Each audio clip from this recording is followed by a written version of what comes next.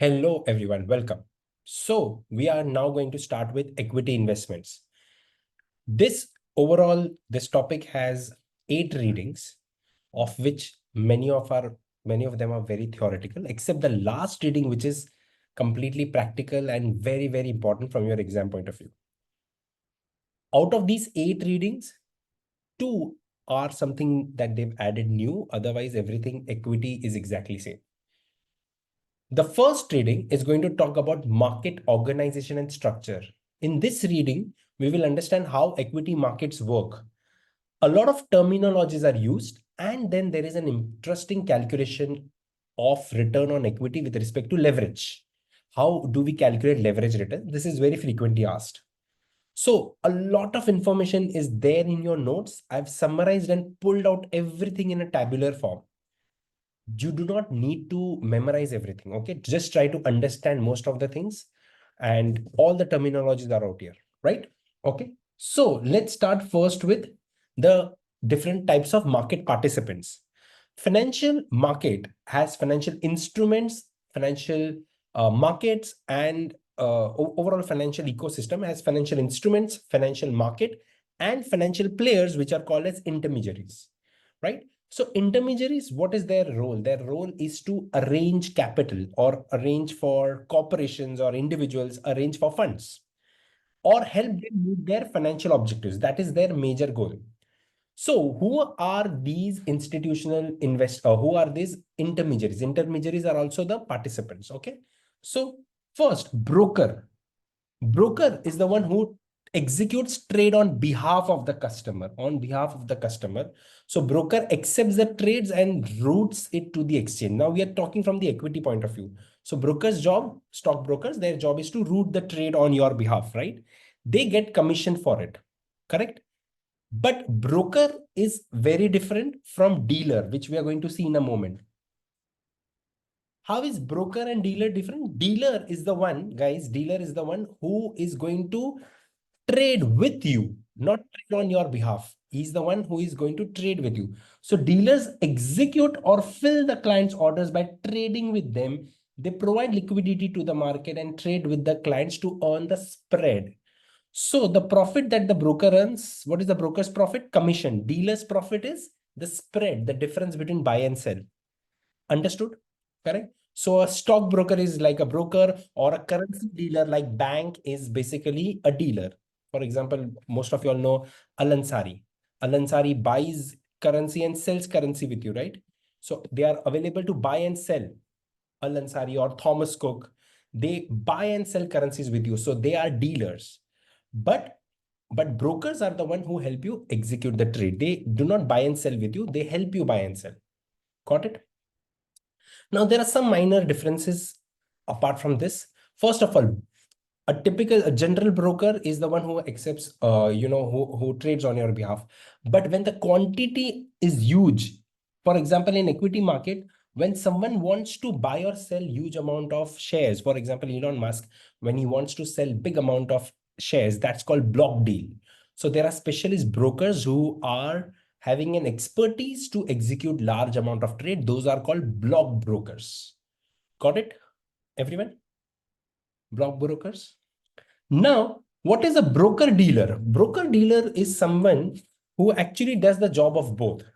They basically, it's, when you buy currency from a bank actually adds a spread on the currency, plus they charge you commission for the service. So banks are actually, when you buy currency from the bank, actually they are a broker and dealer both, because they deal with the customer and trade for their own proprietary accounts. So they sell their own inventory and they help the clients arrange with this currency. So they basically make money on both sides. Broker dealer creates conflict of interest. Everyone agrees with me?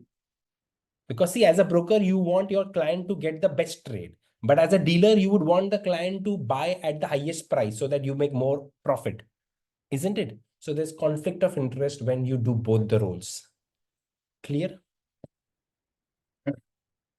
Investment banks. What is the job of investment banks? They help you arrange capital. They basically, help you execute the IPO, or mergers and acquisition. So their major job with respect to capital market is IPO, private placement. Private placement is selling shares to private entity or mergers and acquisitions. Exchange, on the other hand, they provide a platform, a market for buyers and sellers to meet. But exchanges are regulated or not regulated? Well, exchanges are regulated, correct? So only regulated exchanges are always regulated, and therefore listed securities have to follow the exchange rules, right? Now, today, if you want to list your security, you have to follow the regulation and you list your security on the exchange. However, there are ATS, alternate trading system. These are non-exchange trading venues that bring together buyers and sellers, and they do not have a regulatory authority. What is this also called as? When there is no regulatory authority, it is very much similar to OTC. Everyone understands OTC, over the counter, right? But these are computer based, electronic based, buying, selling platforms. So ATS, alternative trading systems, are electronic communication networks that connects major brokerages and individuals.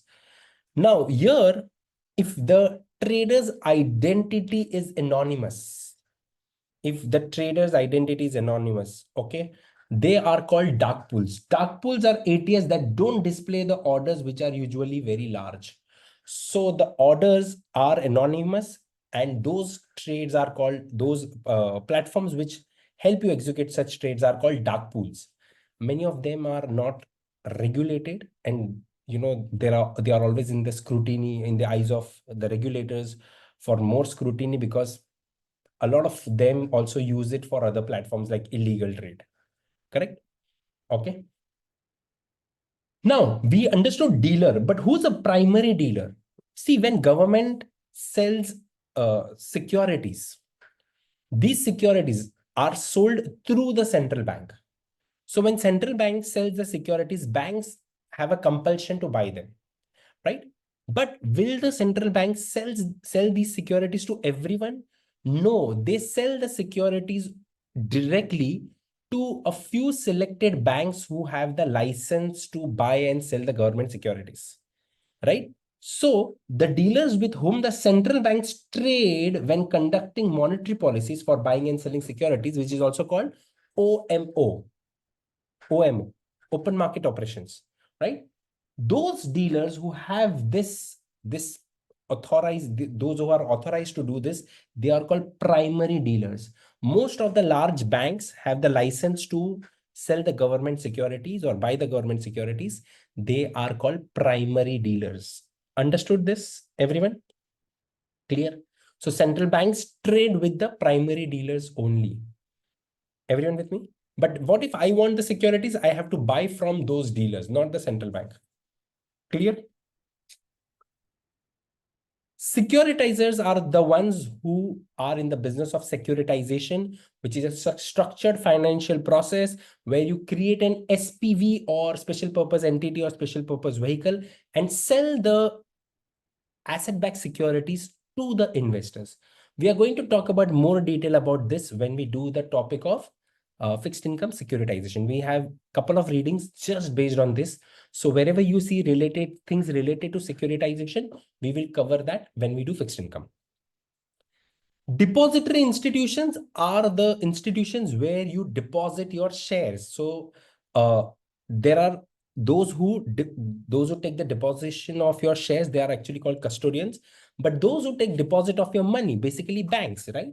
Banks accept deposit and they pay interest on they pay you interest for you blocking your money with the banks, and they also lend for different kinds of borrowing. So those are depository institutions. But apart from this, they also provide various other types of services like selling or buying or selling of securities, credit cards, etc. Insurance companies, their major goal is to provide protection for a fee, is what we call as premium. In insurance, the risk is transferred. So we are able to transfer a risk from ourselves to the insurance companies. Later on, we are going to discuss risk transfer means insurance. Risk transfer means insurance. Okay.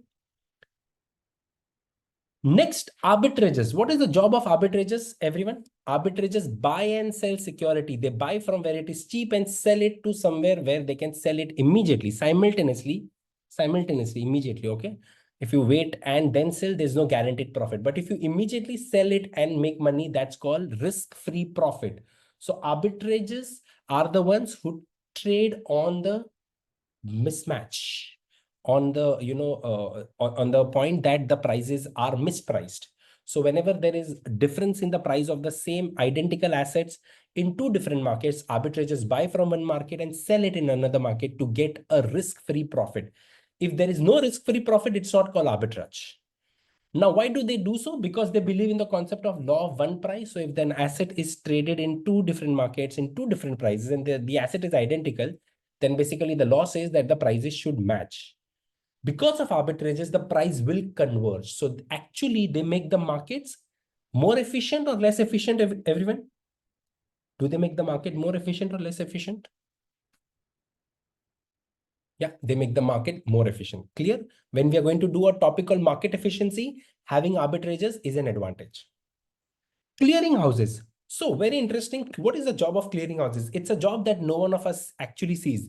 So when you buy and sell security, whenever I sell a security, the security is debited from my account and it gets credited to the buyer's account, right?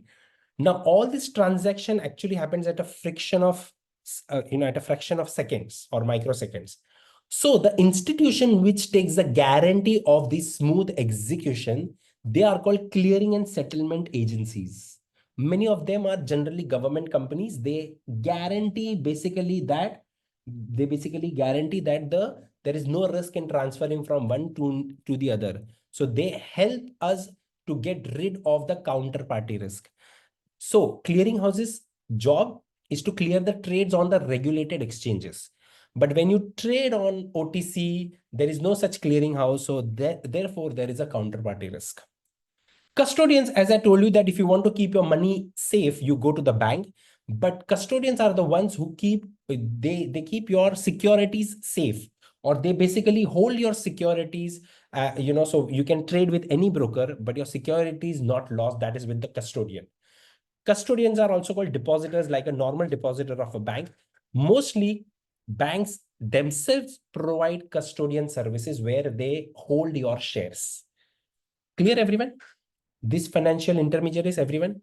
Anyone has any doubt with any of them? Okay. If anyone has any doubt with any of the financial intermediary, let me know. I'll give you their numbers. Okay. Financial position. For example, if you have doubt with credit card, I'll give you your number to credit card agencies. Okay. Financial position. As an investor, what is the position that I take when I go into the equity market? Now, everything that we are going to think is from the stock market, equity market. Okay. Financial position means when I think the securities price will increase, what is the position we take? Do we buy them or sell it? We buy it. That's called a long position. Long means a position where we have a contract to buy the security. It gives you ownership and you benefit when the price increase. What is your expectation when you do long? Bullish. Let's hear this word. Bullish. Bullish. When you expect markets to go up, you will be when you expect markets to go up, that's called bullish. Bullish because bulls have thorns which are pointed like this. So it's a bullish market. Bearish because they attack on the downside. That's why it's called bearish. So when you expect market to go on the negative side, we take a position called short position. Short position. See, tell me something. Can you, apart from equity market, can you sell something which you don't have? For example, can I sell a real estate which I don't own? Can I do that? No. In a physical market, it's not possible that you sell something that you don't own. But welcome to financial markets where you can actually sell something even if you don't own, but with a promise that you'll buy it back. That's called short selling. Short selling is allowed in the financial markets, right? So you sell, if you think an asset is overvalued, you sell it right now, but with the commitment that you will buy it back. Clear? Of course, if the prices goes down, you make money. If it goes up, it's an opposite view, then you will make losses. Now, but to do short selling, there are two markets, equity market and the derivatives market. In derivatives market, you can easily do short selling because the contracts has long and short both for a limited period. Remember, derivatives like futures and option, are they forever? Futures and option contracts, can I hold them forever?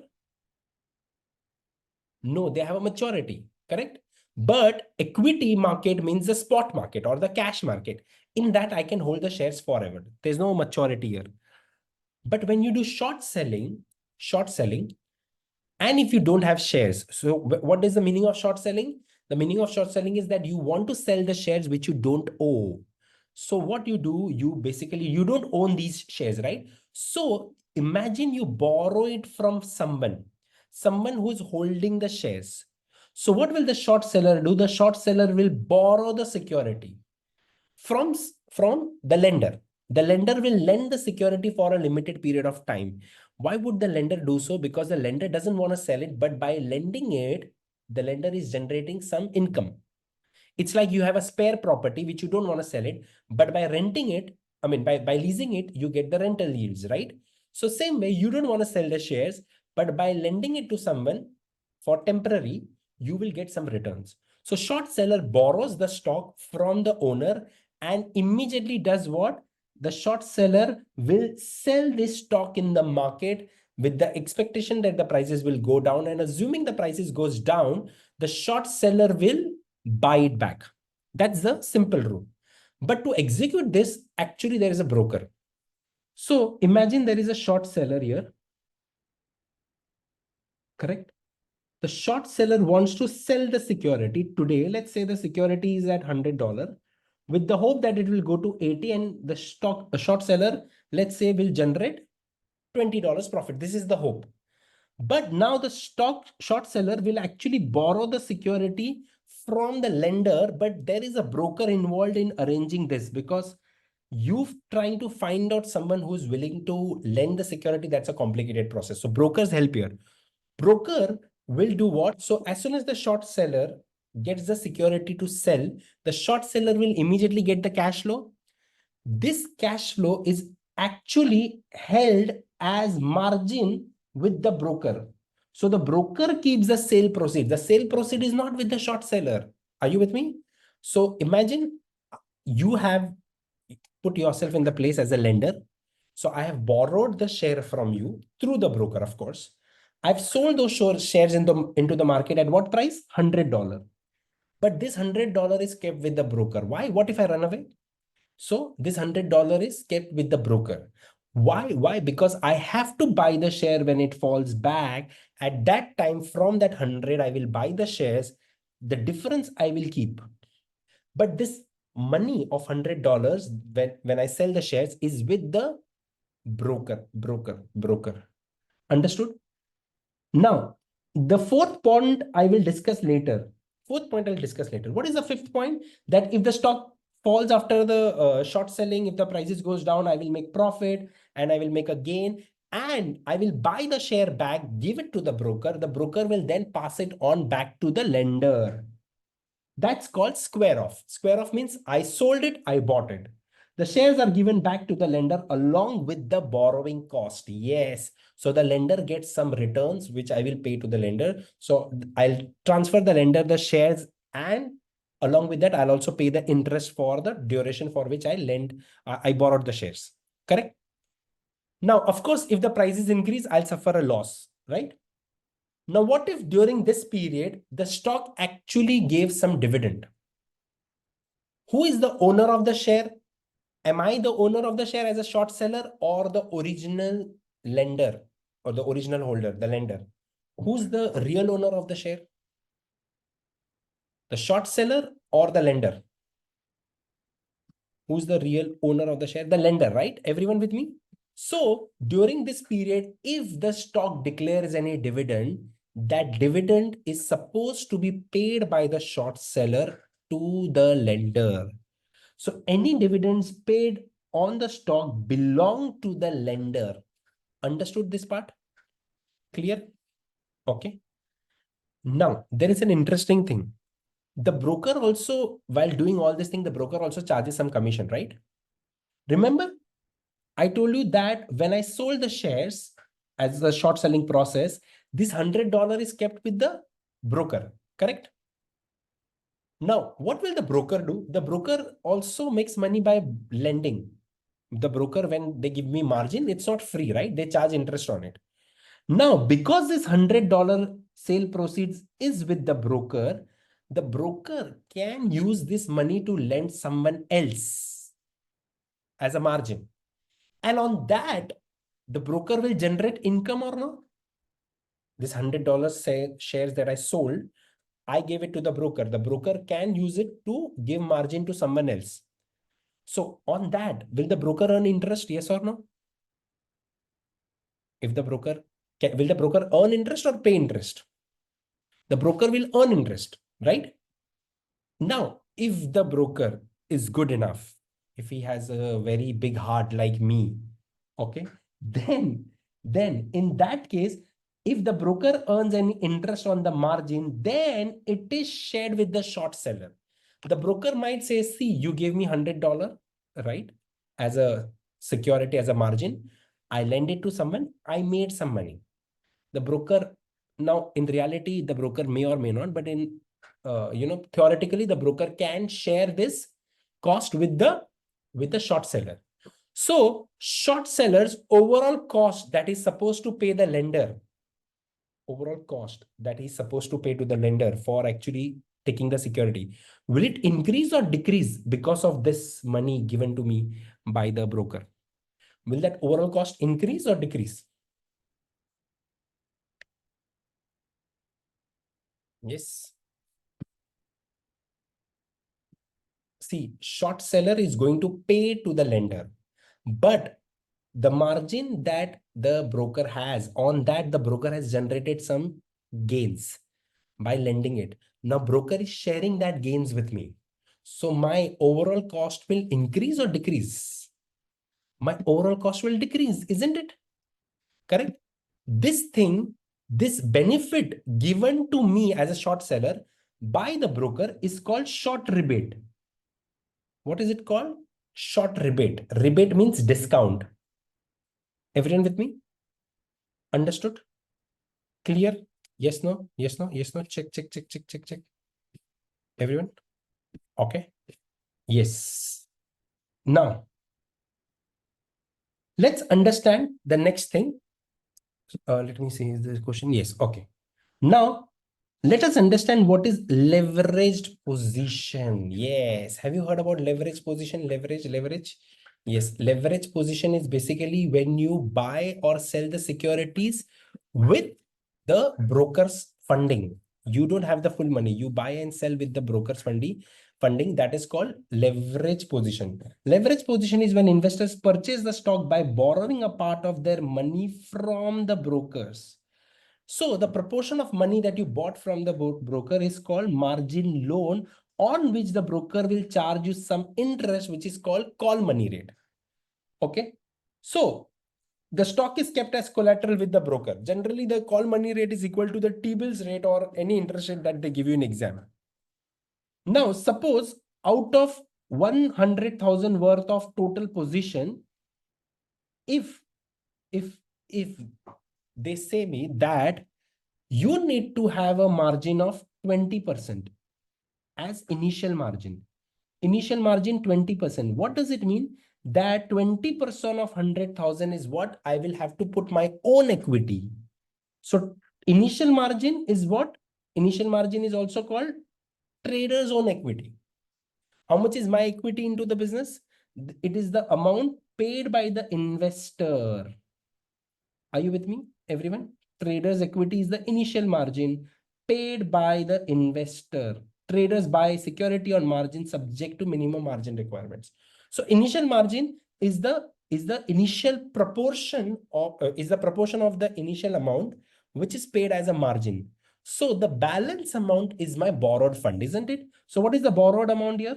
My borrowed fund will be the remaining 80%, that is 80,000 will be my borrowed amount on which I will pay the call money rate as interest rate. Everyone clear with me? Right? Got it? But now what if the stock's value goes down? assuming I have a long position, if the value of the stock goes down, my loss will increase, right? Correct? That daily is calculated, that is calculated daily. That process is called M2M, mark to market. So mark to market is where every day your stock's value is marked to the market prices, and the gains or losses are adjusted. The unrealized gains and losses basically are adjusted from your margin balance. Now, at any point, if your margin goes below a minimum required to be maintained, that is called maintenance margin. That is called maintenance margin. If your margin falls below the minimum maintenance margin, then what do you get? You get a margin call. What is margin call? Margin call is when your account balance goes below the minimum maintenance margin, then you get a margin call. It is the minimum that I need to be maintaining in my leverage account, right? However, what if the margin call triggers? As an investor, what do I need to do? I need to put in additional funds. I need to put in additional funds so that what happens?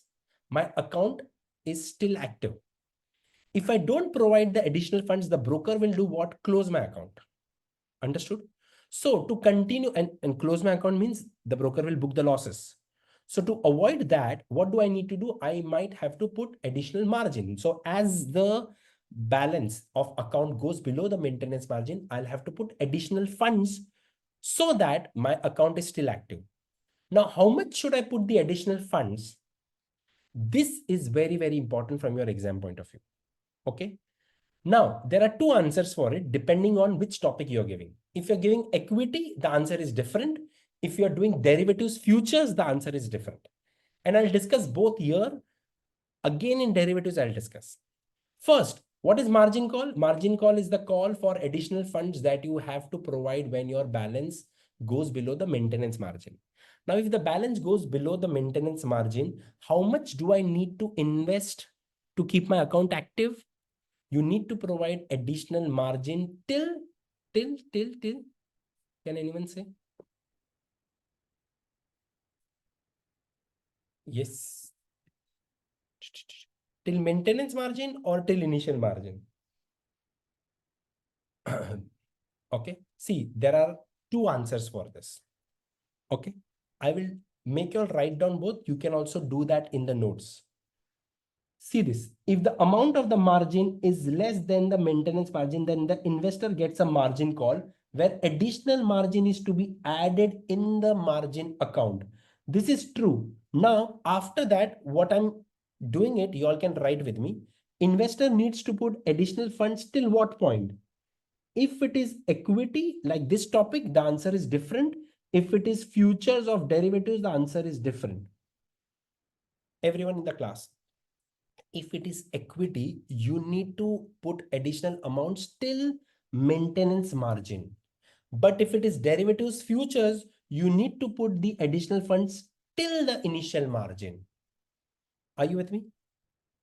Everyone understands this? That's not written here, but you can basically, after added from this point, see, this is maintenance margin in equity and initial margin in derivatives. So if it is equity, your answer will be till maintenance margin. If it is derivatives futures, you need to put the money till initial margin. Now, related to initial margin, it is not here, it is in derivatives, but students get confused. So I've added both things here. Everyone in the class is clear with this or not? We are doing equity. So in equity, it has to be till maintenance margin. If it is derivatives future, it has to go till initial margin. Very, very, very important from your exam. Correct. Check. Yes. Now, guys, out of this 100,000, how much is my own equity? 20%. So the balance is borrowed, right? Now, 1 divided by 20%, 1 divided by trader's own equity is called the leverage ratio. Leverage ratio means how many times of your own money is your position. So if I say here in this case 1 over 20%, that is 5x. What does it mean? That if I have my $1, I can take position 5x times or 5 times. For example, in this case, if I put 20,000, what is 5 times of 20,000? 100,000 worth of position I can take. That's called leverage ratio. Leverage ratio is 1 over trader's equity. Trader's equity is also initial margin. Are you with me, everyone? Trader's equity is also initial margin, right? Now see guys, there is one more formula called maximum leverage ratio, but I suggest you can skip that. Maximum leverage ratio is also 1 over margin, but it is actually called minimum margin. I'll repeat that formula. You can skip. You have in some notes, you have formula of maximum leverage ratio. Maximum leverage ratio is also quite similar, but instead of 1 over initial margin, it is 1 over maintenance margin or minimum margin requirement. I suggest you can skip that because it's now no more in your syllabus. So you can skip it. Okay. All you can focus is on only on the leverage ratio. Clear, clear, clear. Now, remember when the prices goes down, assuming you have a long position, when the prices goes down, if the prices falls at such a point that your maintenance, your balance in the initial margin drops below the maintenance margin, then you get a margin call. So what is that price at which the margin call is triggered? That's called call price or also called trigger price. Sometimes it is also called trigger price. Trigger. Okay. So that is current market price, that is P0 into 1 minus initial over 1 minus maintenance margin. That's a shortcut. So this is the point at, if your shares reach this point, you will get a margin call. Everyone understands that? Clear? Got it? Okay. Because at this point, what will happen? At this point, your initial margin will drop till maintenance margin. Any single point below this, you are already in the default. So before the shares reach this point, you need to be ready to put additional funds. Clear? Right? Okay. We will see a couple of questions related to this. Now, I will also tell you how to actually solve the question related to return on equity. There is return on equity question with respect to margins. We will also discuss that in a moment. Got it? Okay. Now we will understand the various types of instructions by the trader to the broker. So there are three major types of discussions that instructions that the investors give to the brokers or the traders give to the brokers. They are related with execution. Execution means how to fill the order. Validity means when to fill, timing. And clearing instruction means how the final settlement will take place. So we'll discuss all one by one. First of all, before I start the discussion about the execution, whenever you want to buy or sell the security, you go to the exchange and there you see the quotes. These quotes are both sides, bid and ask. Everyone understands bid and ask? Bid is the rate at which, as an investor, I will buy the security. Ask or offer is the rate at which I, as an investor, will sell the security. So bid price is the price the buyer is willing to pay the security. Ask price is the price at which the seller is willing to sell the security. Who will get the security first? The one who bids highest or lowest? The one who bids highest will get it first, right? Correct? That price at which the bidding is highest is called best bid. But who will be able to sell the security first? The one who is willing to sell at the lowest price. So the lowest price or the lowest ask is called the best ask or best offer. So when I say best bid, it's the one which is highest bid. When I say best ask, it is the one which is the lowest. Understood, everyone? Clear? Now the difference between the best bid and best ask is called bid-ask spread. Bid-ask spread is the difference between the best bid and the best ask. Everyone with me? Understood, everyone? Clear? I have put here something from the institute. Okay. Now you will not understand everything. Gradually, when I go to the notes, through the notes, you will understand this. But what do you notice on the screen here, guys? See this. This is how the typical bid ask looks like. Bid and offer. Out of all the bid orders and the offer orders, bid will be bigger or ask will be bigger, everyone? Which of the orders will be at a higher price? Bid will always be greater than ask, or ask will always be greater than bid? Ask, the selling price, are always greater than bid, isn't it? So see, all of these are ask prices. All of these are bid. Are you with me? Everyone in the class understands this? Correct, correct, correct. Ask is always bigger because selling price always will be higher than the buying price. But amongst all the bid, who will get it first? Who will be on the top priority list? The one who is at the highest point. So amongst all this, the highest bidder is called the best bid. Understood? And amongst the seller, the lowest is called the best offer. Clear? Best bid and best offer. The difference between these two is how much? 28 minus 26. That's called bid ask spread. The difference between these two is what we call as spread. Understood, everyone? Correct? Yes. Okay. Highest bid is called best bid. Highest offer is called best offer. Now, what if I put a trade to buy the security between 26 and 28? Or I put a trade to sell the security between 26 and 28. Will it get executed immediately or not? If I put any price between the best bid and best ask, will it get executed immediately or not? Yes. Any price for the transaction between the best bid and best ask is called inside the market, or it is called make a new market. From your exam point of view, just remember, if the prices are inside the market, what is the market? Market is the best bid and the best offer, right? If the prices are inside the market, what is it called? It is called making a new market. Everyone with me? What is it called? Making a new market. The name makes sense? Is it? So any trade between the best bid and the best ask, which is inside the market. This is the market, by the way. The market is best bid and best ask. Any trade between this is called making a new market. Clear, clear, clear, clear. Right? But if your trade is outside the market, it is called away from the market. But if it is too far from the market, then it is called far off from the market. Are you getting my point? Away from the market and far off from the market. You can actually say same thing. There's no quantification of it. But within, make a new market means the prices are within the best bid and best offer. Correct?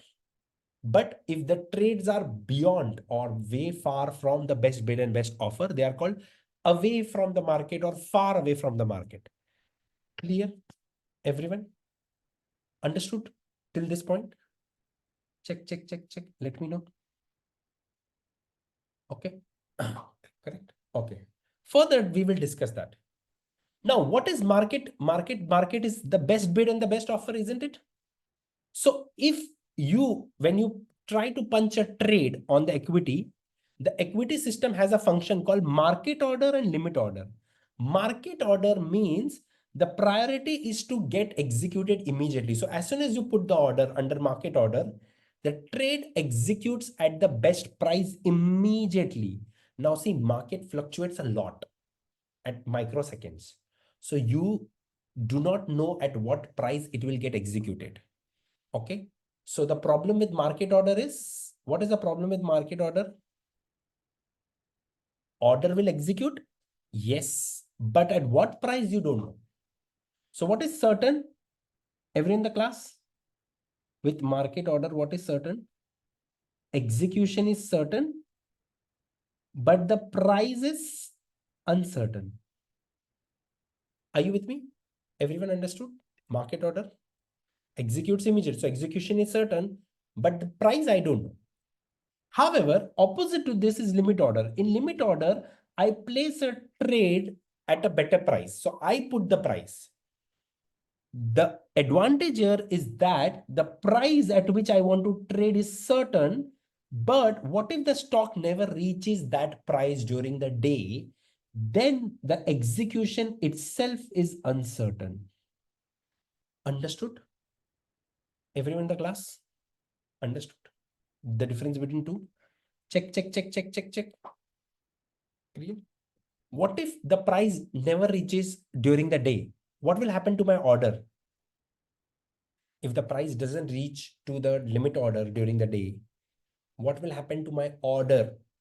Come on, fast, everyone. The class is so slow.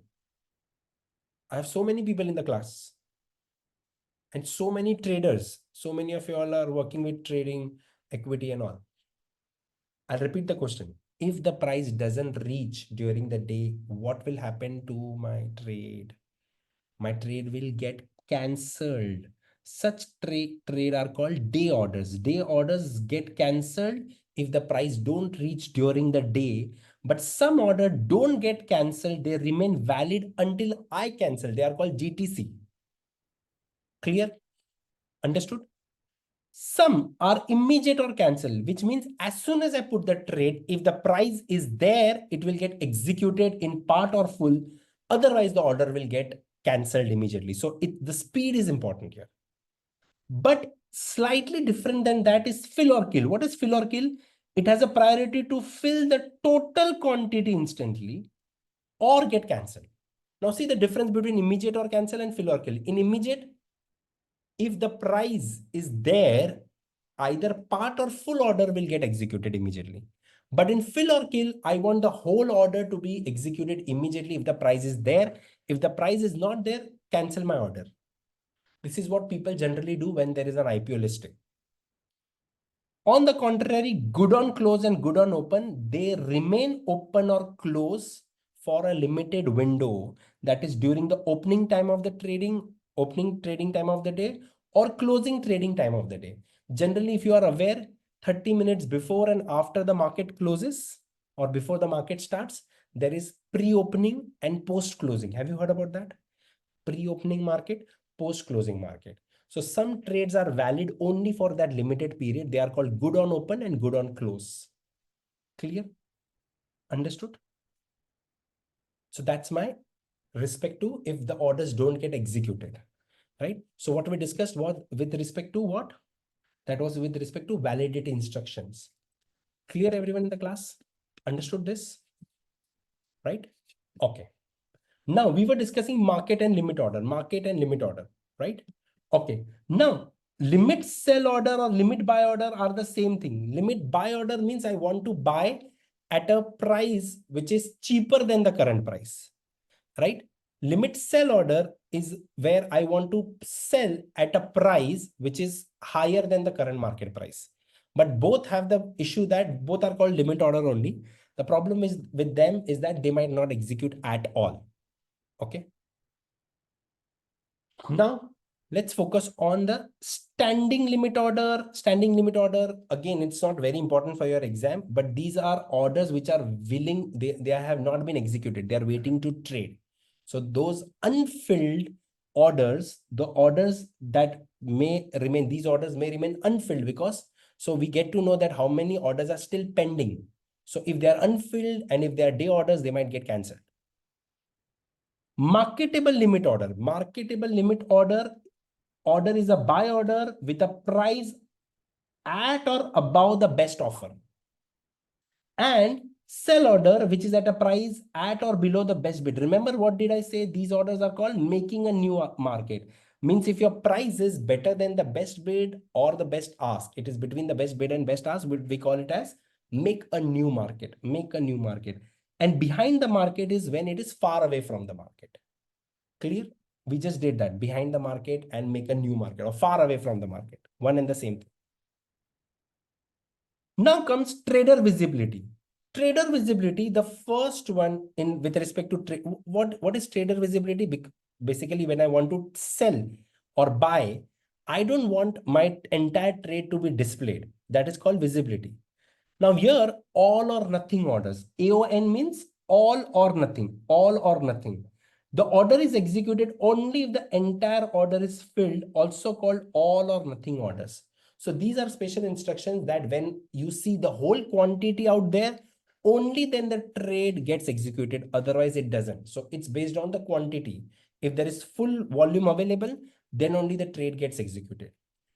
Hidden orders and iceberg orders are anonymity, basically with respect to anonymity. So hidden orders, what happens in a hidden order? The order quantity is hidden, not seen by everyone, correct? It only gets exposed when there is an opposite trade. Why is this done? Well, this is done to not have a market impact. If I show that I want to buy 1 million shares, and if it is visible on the screen, everyone will start raising the price. So hidden orders are the ones where the order quantity is not visible unless someone is willing to have a counter trade. Iceberg is where the orders are also not visible, but only a small part is visible. Like a typical iceberg, only a smaller part is visible. The larger trade will only get exposed gradually. So as the trade gets executed, the next order will be visible. Understood? So this is about the visibility of the order, right?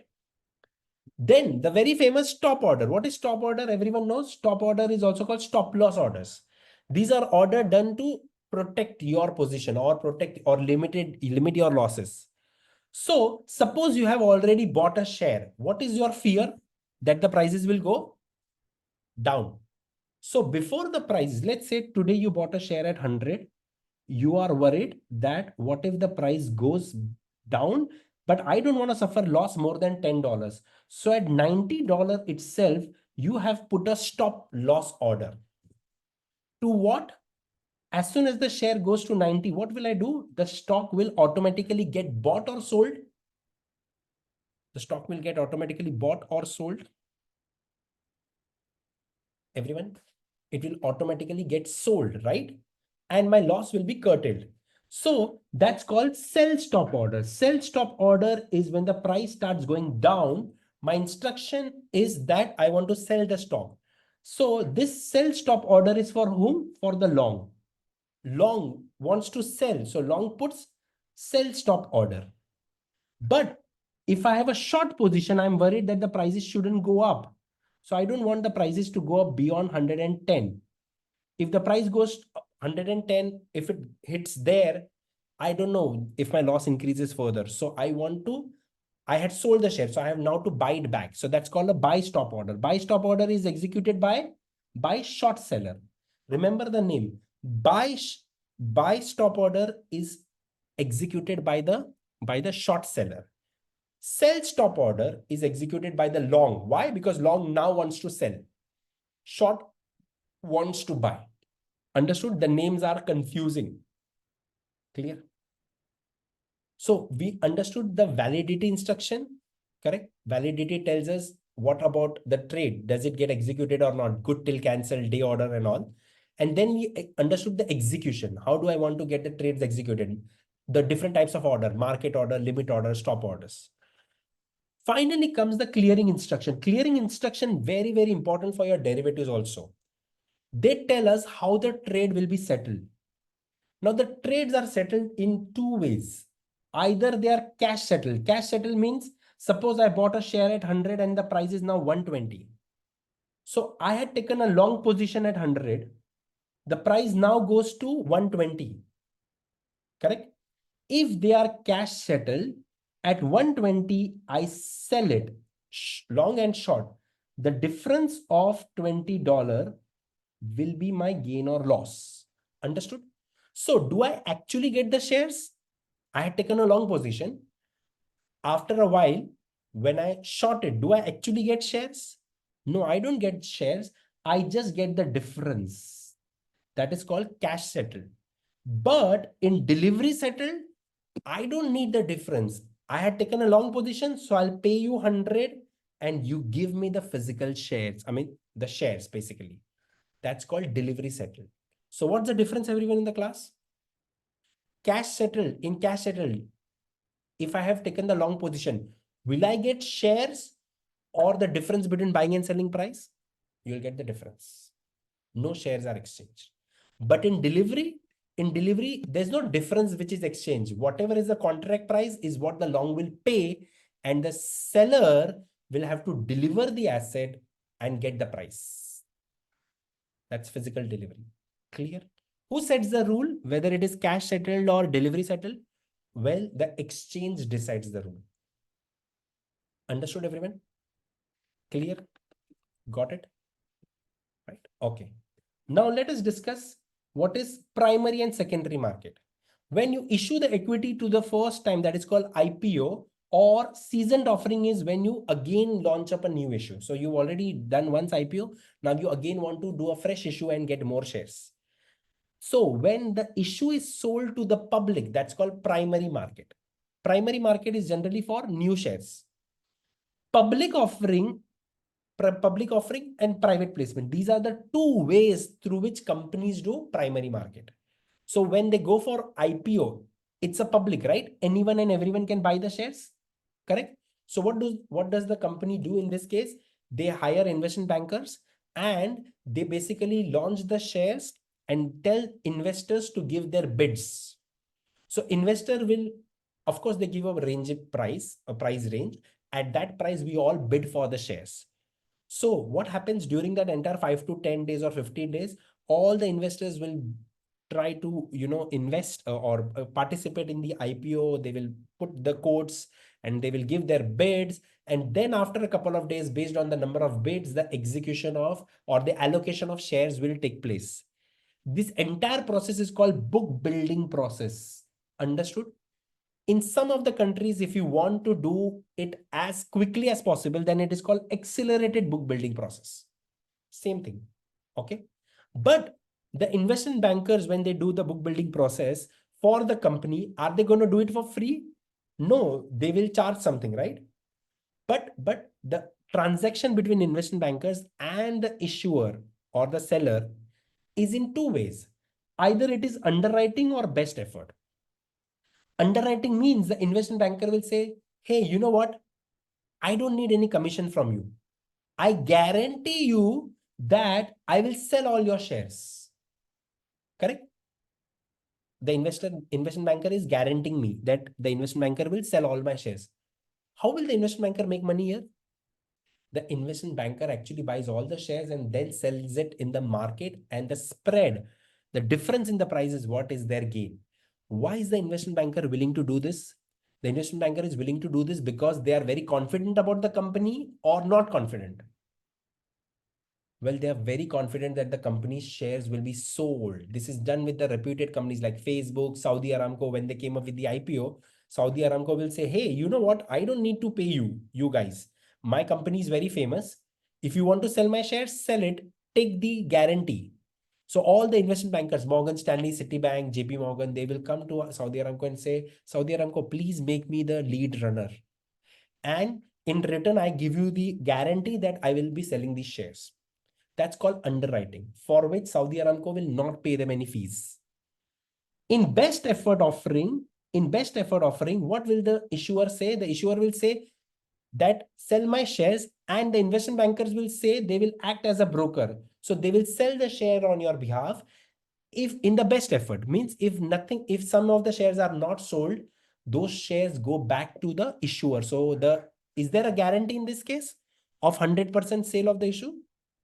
No, there is no guarantee. In this case, the investment bankers work on the basis of fees. Understood, everyone? Clear? Right? Underwriting guaranteed, best effort not guaranteed. Where is fees? Fees is under best effort. Clear, everyone? Private placement is where the company sells securities directly to a small group of investors. These are qualified institutional investors. They are big ticket investors, right?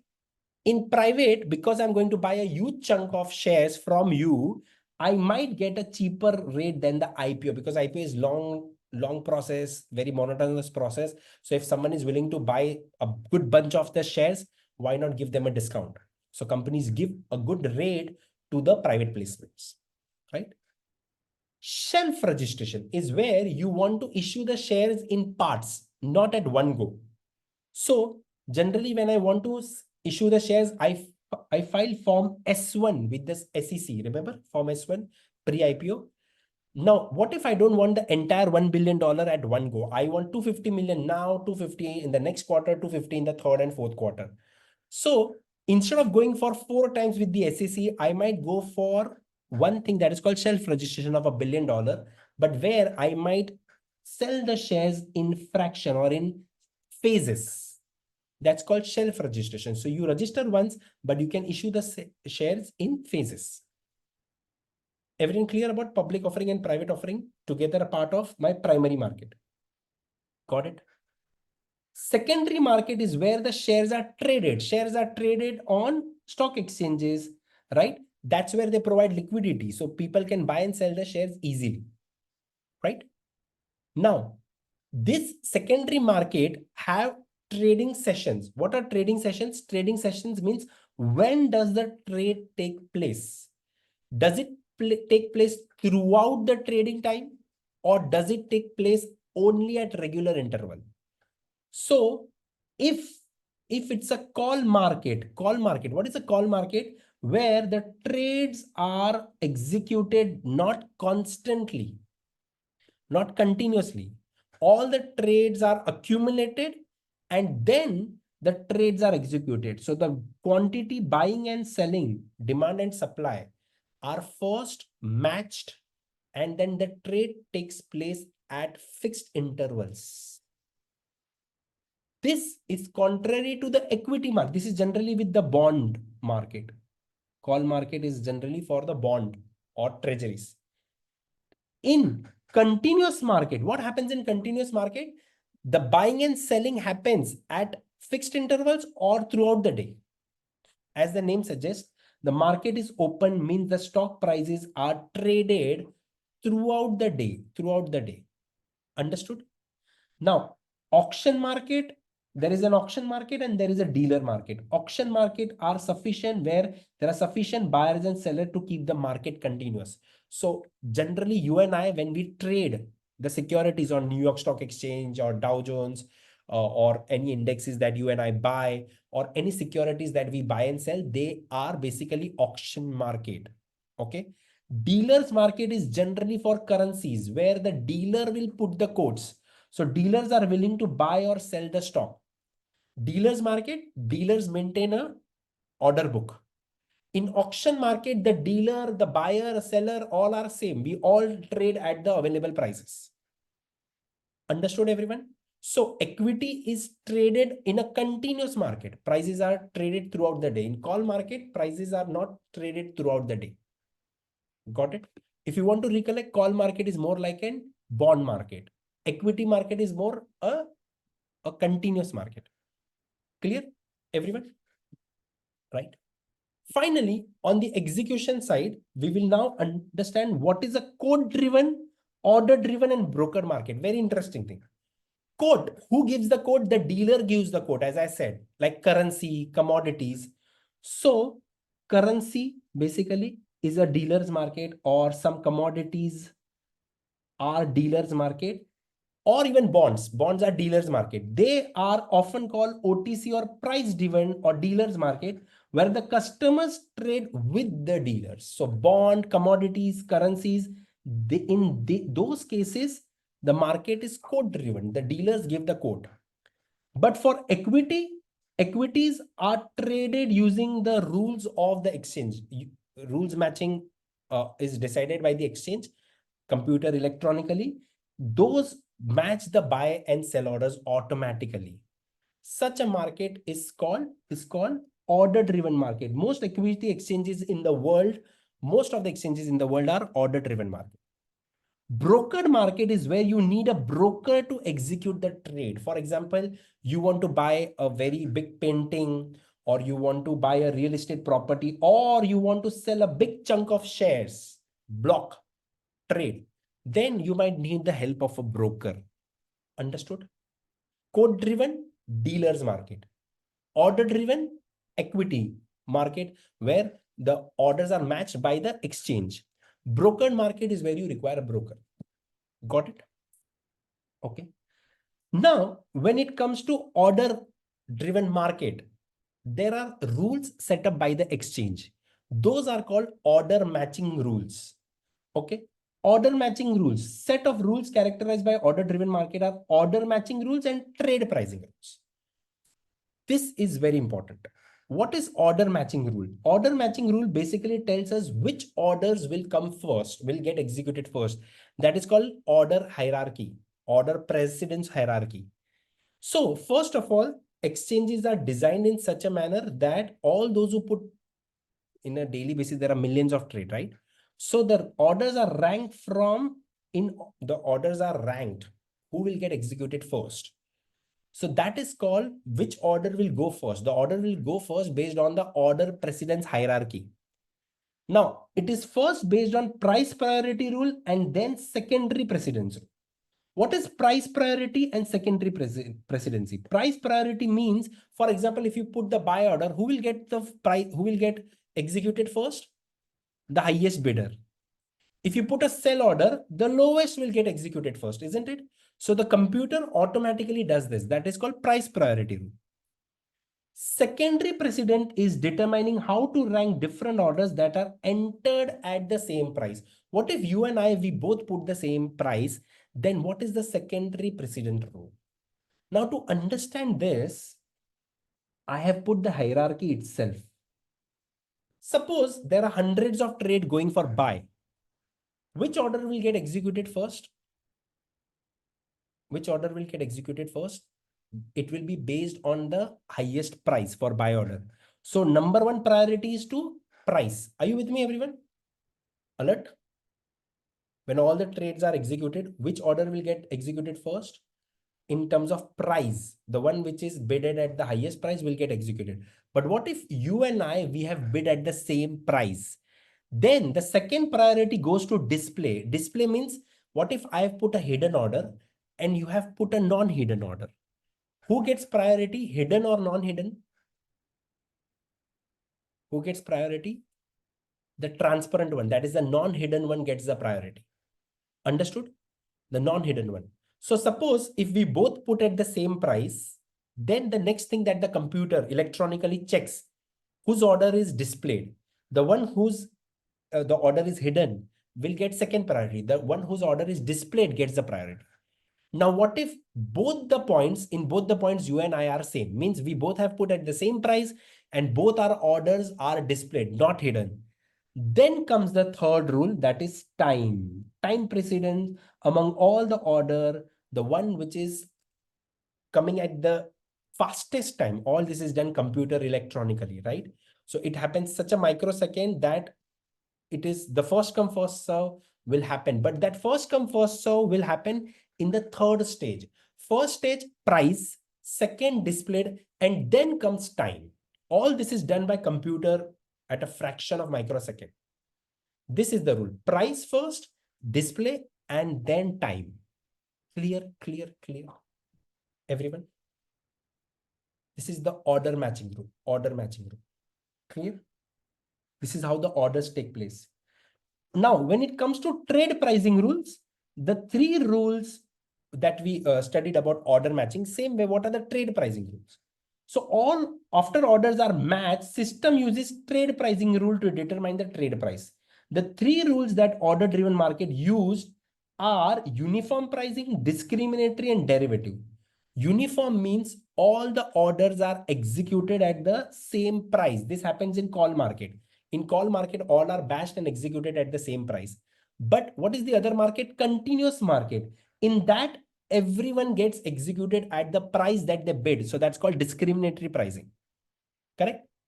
But in derivative pricing, the buyers and sellers who are willing to trade, the prices are obtained from other market. So derivatives, in derivatives, the price is derived from other market. What is that other market called? Spot market. Understood, everyone? Correct? So the execution derivatives, in derivatives, the execution is derived. The prices are derived from the other market. So execution price is generally the midpoint of the best bid and best ask. Yes. So the execution is the average of bid and ask or the midpoint. Got it? Finally, what are the qualities of a well-functioning financial system? Well-functioning financial system, the market should be complete. Complete means there should be all the instruments available to buy and sell. Most of the markets have short selling, but during the time of crisis, what they do, they ban the short selling. Why? So that the market doesn't become more fearful. Understood? So short selling should be allowed or not? Allowed. All the facilities, all the options should be allowed. What if there is no short selling allowed? Then market will not have sellers enough. Market will only have large amount of buyers, because only those people can sell. If the short selling is banned, only those people can sell, those who have the shares. But who can buy? Anyone can buy, those who have and those who don't have, right? So complete market is the one which does not ban anything, which allows everything. Liquidity means there are assets which can be bought and sold quickly. That is when we say markets are highly liquid. Operational efficiency means the transaction cost for execution is as low as possible. And information efficiency means all the information is transparent and quickly available and accurately available, so that it gets adjusted in the price quickly. About this efficiency is what we are going to talk in the topic of market efficiency. Correct? Plus, we say pre-trade transparent and post-trade transparent. Means what? Market information before I execute the trade. Okay, the investor should be available with all the pre-trade information, like what is the prices, what is the volume, everything should be available. Post-trade transparency or post-trade efficiency means after my trade is executed, right? Investors can obtain post-trade information regarding completed trade prices and sizes. Most of the equity market in the world are very transparent before trade and after trade also. So they are called informationally and operationally efficient. But still, to ensure that there is no scam, what the markets have, they have regulators like SEC. US has SEC, correct? UK has FCA. Globally, there is IOSCO. UAE has, in India, we have SEBI, SEBI. UAE has Securities and Commodities Authority. So these are regulators. Regulators' number one job is to control fraud, control agency problem, where the managers or the brokers are more aware about the company. They should not defraud, or they should not fraud the investors. Promote fairness and set mutually beneficial standards. They should have some minimum standards, like the disclosures form S1 and all those 10K and all, those are standards. Prevent undercapitalized financial firms from exploiting their investors by making excessively risky investments.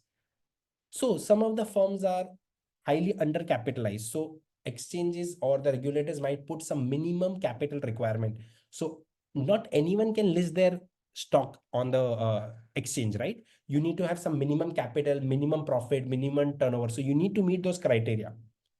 And ensure that long-term liabilities are funded. Basically means the market's objective, the regulator's objective is to ensure that people get the capital that they need. Long-term capital, market is created. So market has a regular inflow of capital.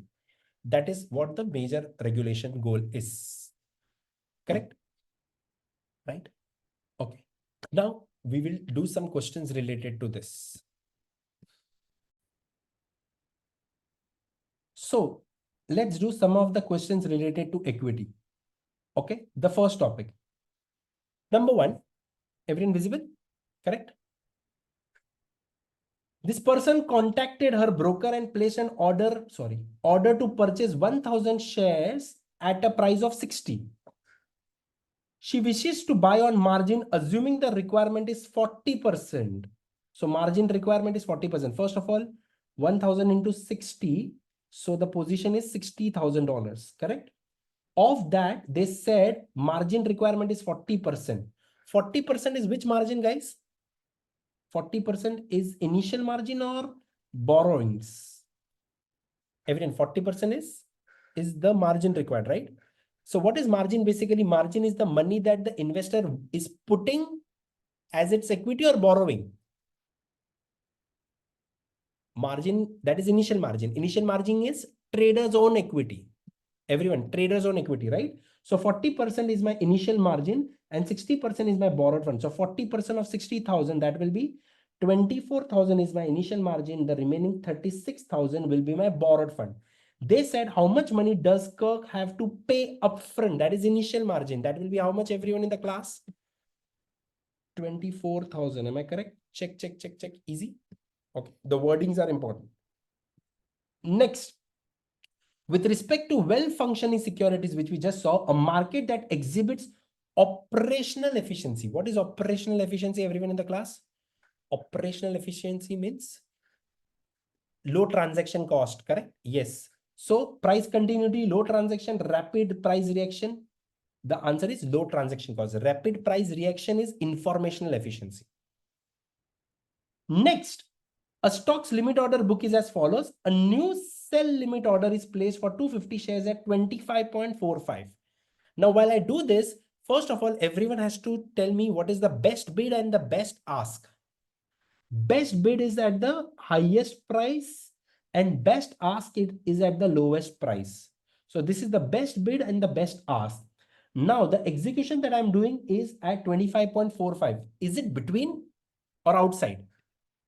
It is within, right? It is within. So whenever it is within, the answer is I am making a new market. Understood, everyone? It's making a new market. Clear? Got it?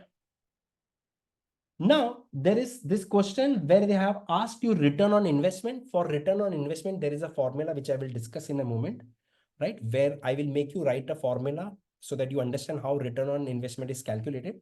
Let's do the fifth one. Which of the following limit order is least likely to be filled?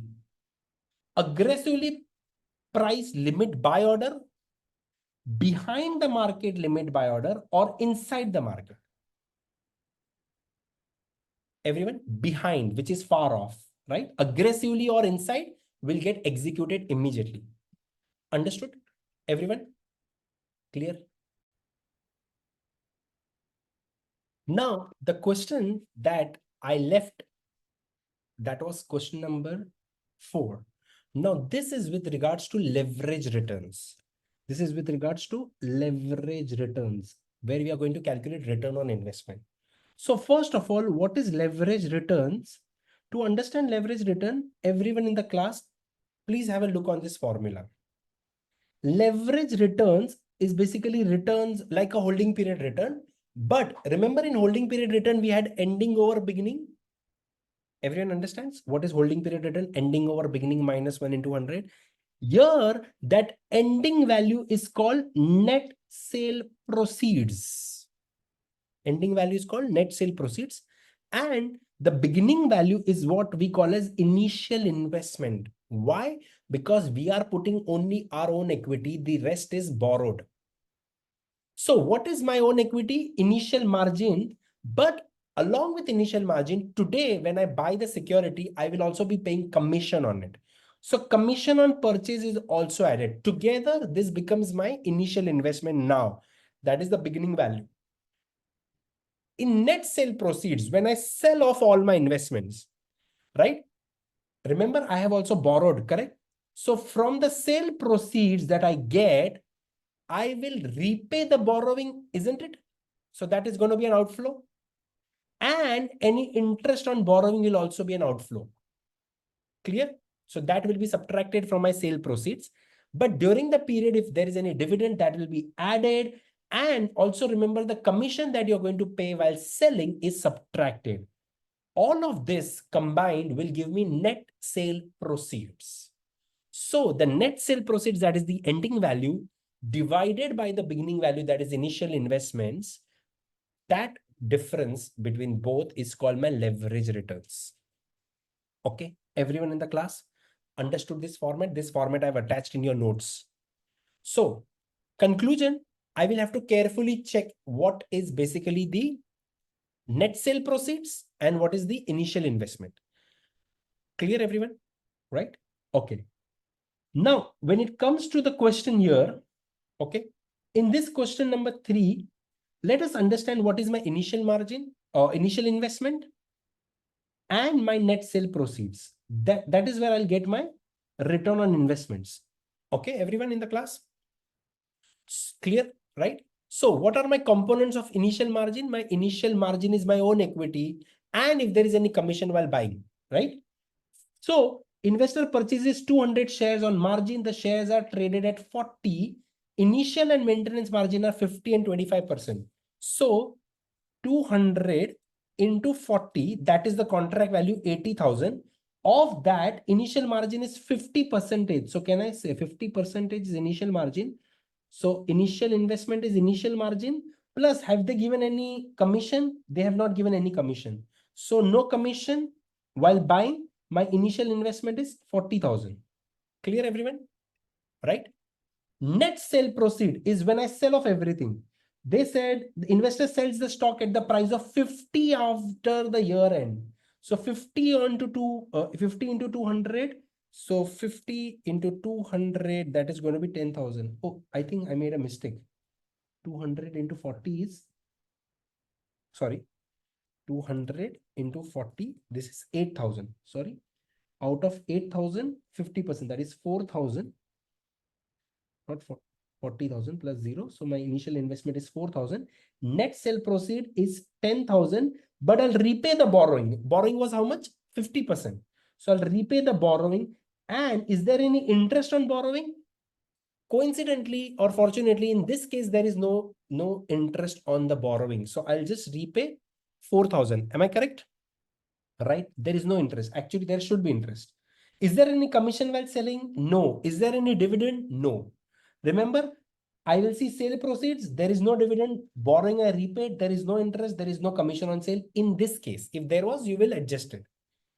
So what am I left with? My net sale proceed is 6,000. So now if I want to calculate my return on investment, that is leverage returns, I will do ending over beginning minus 1 into 100. I will get 50% returns. Everyone understood this? Clear? Right? Easy? Okay. Now I have to make you understand one very interesting concept. What is your trader's equity here? Or what is your leverage ratio? Your leverage ratio is 1 minus trader's equity. Your trader's equity is 50%, right? So leverage is 2 times. Am I correct? Leverage is 2 times. And how much was your return only on the stock? So stock went from 40 to 50. 40 to 50 is actually 25% return. If you calculate, this is 25%. 25% is without leverage. With leverage, just multiply with the leverage ratio. Your answer is here. So 25% into the leverage, if it is 2 times, your answer is directly here. However, this technique only works if there is no commission or brokerage, no dividend, and no interest.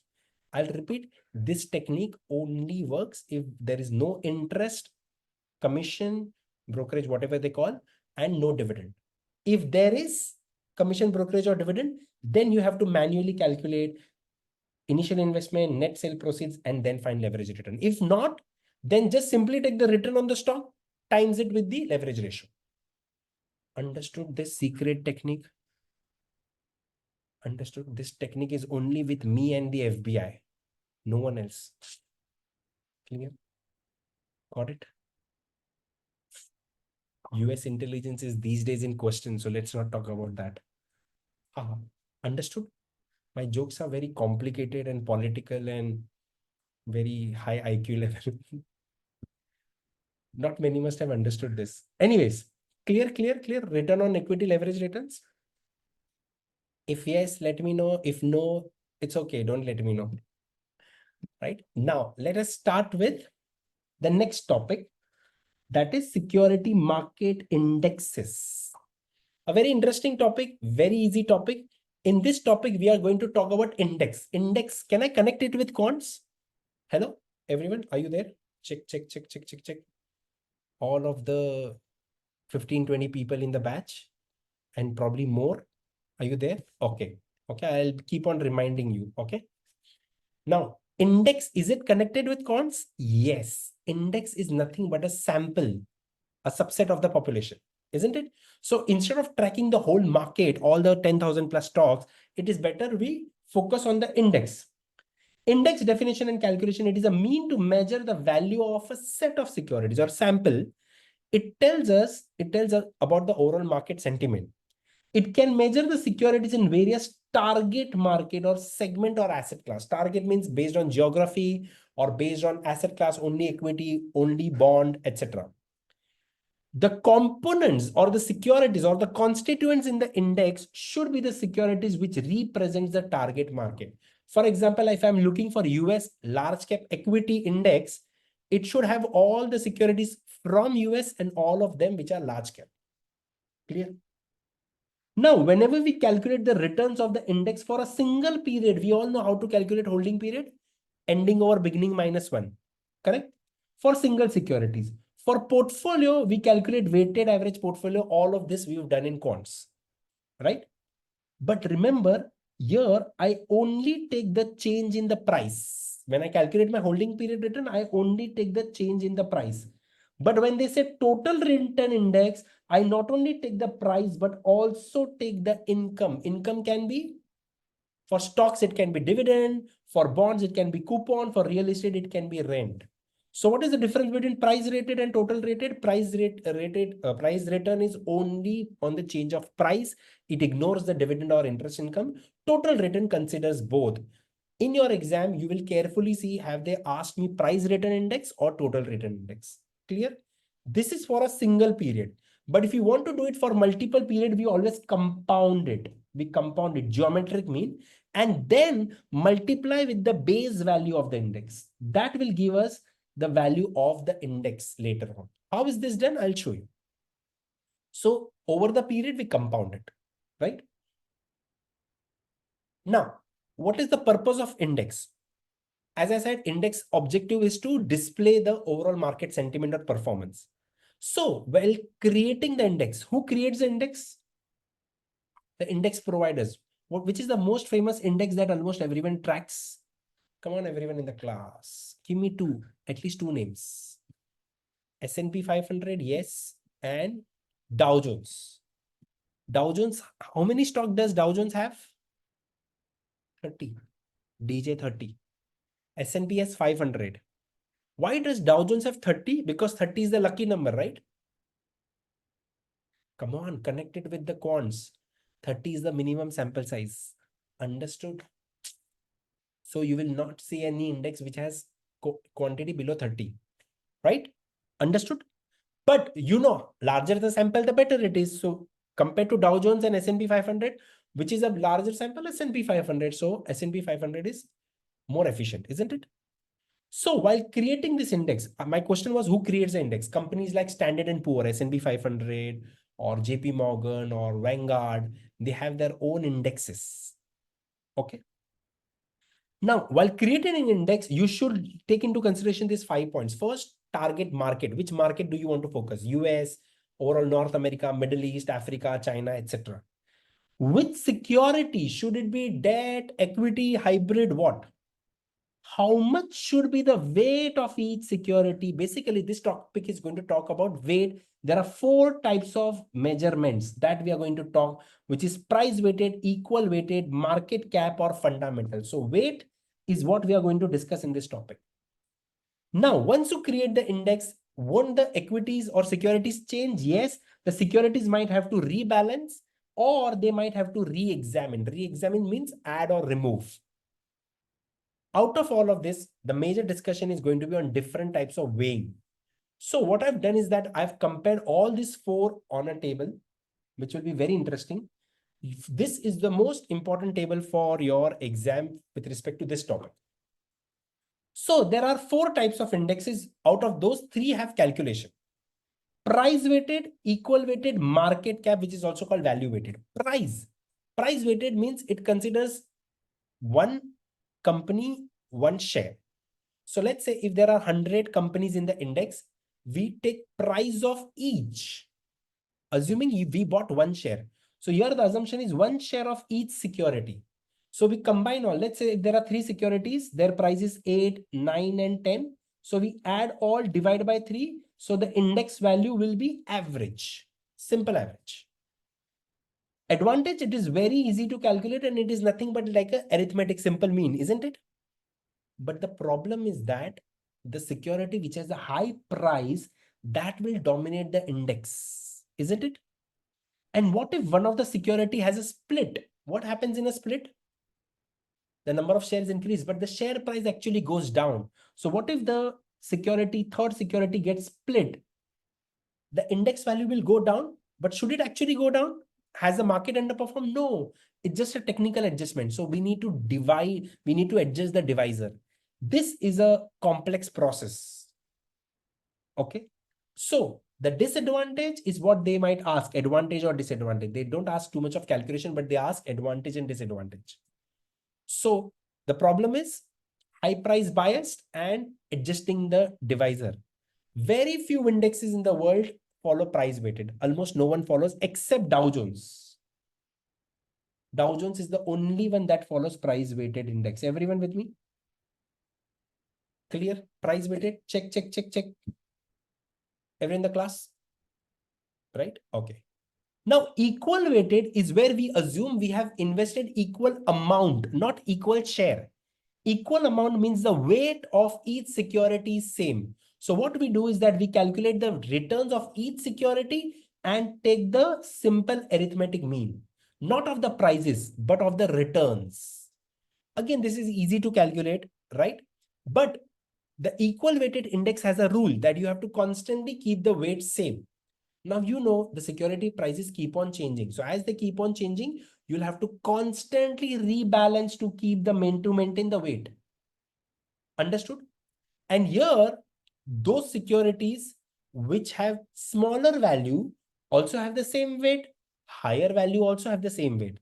So indirectly, this is biased towards smaller securities, because smaller securities should have small weight, right? Proportionately. So this is opposite to price weighted. But then why do we do equal weighted? Equal weighted is generally done when you do not know the market value of the security. That is generally the case with hedge funds. So mostly hedge funds or bonds have equal weighted because many of the bonds are OTC, so you don't know the real volume. Hedge funds, they do not have a compulsory reporting structure. So we don't know the real value of the hedge fund. So in the case where it is difficult to identify the value is where we take the equal weighted. Very few indexes in the world have equal weighted. Most of the indexes in the world have market cap or value weighted. What is market cap? Market cap is number of shares into the market price. That tells you the total value of the company. So when I say Saudi Aramco is $3 trillion or Apple is $3.5 trillion, that's number of shares into the current market price.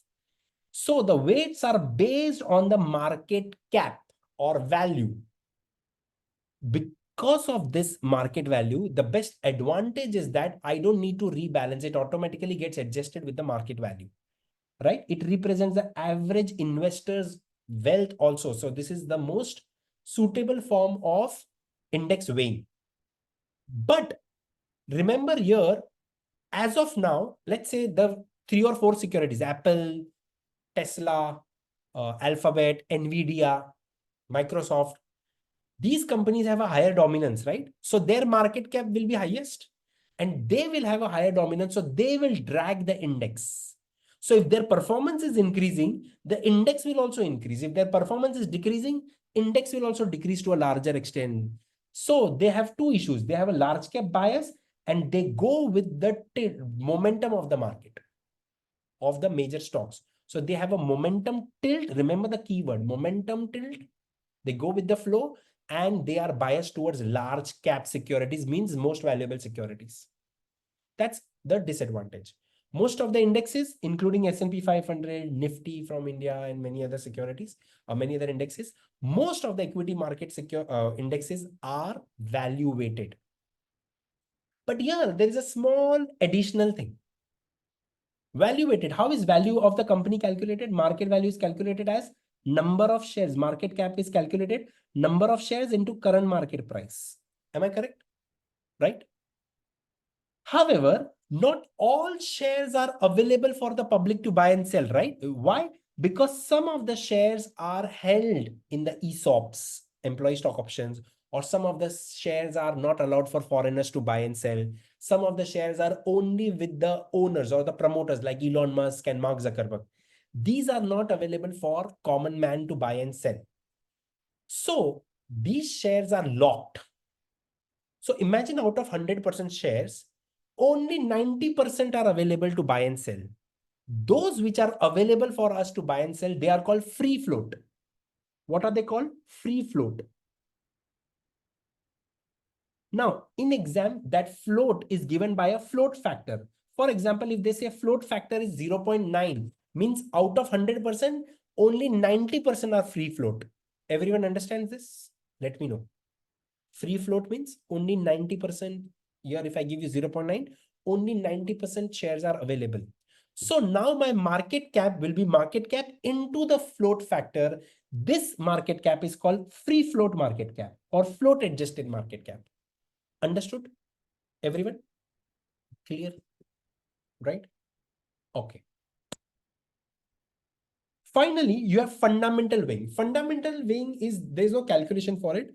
It is based on the fundamentals that the analyst has shortlisted. For example, analyst has decided that I will choose security based on those which pay high dividend, who have high book value compared to market value. Those securities they shortlist, and those who meet their criteria, they make an index of that. Here, so the weighing is independent. It's not based on price. It is based on the market fundamentals that the analyst has decided, and each analyst or index creator will have their own methodology of fundamentals. So it is very subjective in nature, and it has one interesting thing called value tilt. Why value tilt? Because here I will select only those securities who are undervalued based on my fundamental criteria. So remember, market cap has a momentum tilt. It goes with the flow. And these securities have a tilt on the value stocks. Clear? Financial Times Index, some of the index names I've given, many ETFs are value, they are fundamental based. Right? Everyone? Clear? Now, we will discuss once the index is created, will the portfolio weights change? Yes, that is called rebalancing. Which of the index method will have the highest amount of rebalancing? Means constantly buying and selling or adjusting the weight. Anyone? Who will have the highest amount of rebalancing? Can someone tell me?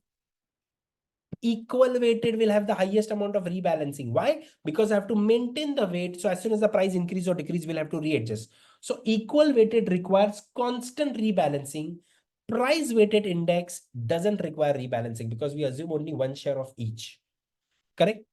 Rebalancing, that is adjusting of the weights. Here, remember, equal weighted requires maximum amount of rebalancing. The more the rebalancing, the more will be the transaction cost, because as a portfolio manager, even I'll have to shuffle my weights when the index does that. Clear? So it's not feasible. Now, what is reconstitution? Means adding or deleting of the security. You don't keep the same security in the index forever. For example, if one of the security is highly underperforming, you need to replace that with the best performing security.